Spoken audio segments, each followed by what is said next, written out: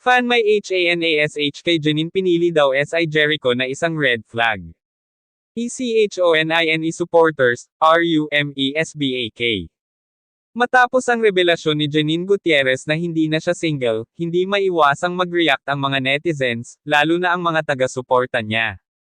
Isang fan ang matapang na nagkomento na tila pinili raw ni Janine ang isang red flag na pinaniniwalaang si Jericho Rosales. Pero hindi naman ito pinalampas ng Echo 9 supporters, na agad rooms back para ipagtanggol ang rumored couple. Ano nga ba ang tunay na nangyari?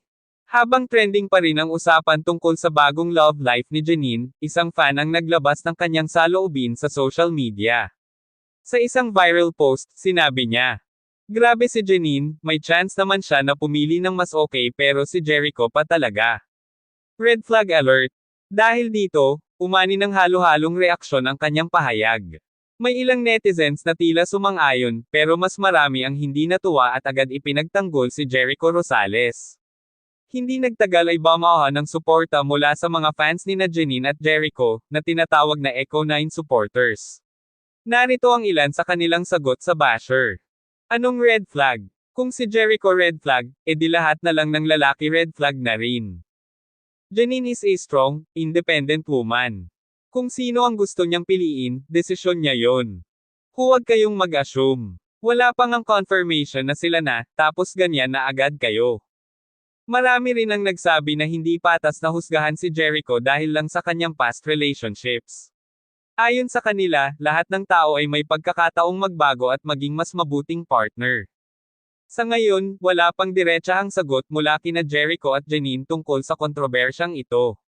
Pero napansin ng mga netizens na tila nag-like si Janine sa isang post na nagsasabing, "Happiness is a choice." Samantala, si Jericho naman ay nag-post ng isang cryptic Instagram story na may caption na, "Let people talk. What matters is what's real." Dahil dito, mas lalo pang uminit ang espekulasyon na baka nga may namamagitan na talaga sa kanila. Habang wala pang opisyal na kumpirmasyon, isang bagay ang sigurado, hindi papayag ang Echo 9 supporters na basta-basta na lang maliitin ang relasyon ng kanilang idolo. Ikaw, anong opinyon mo?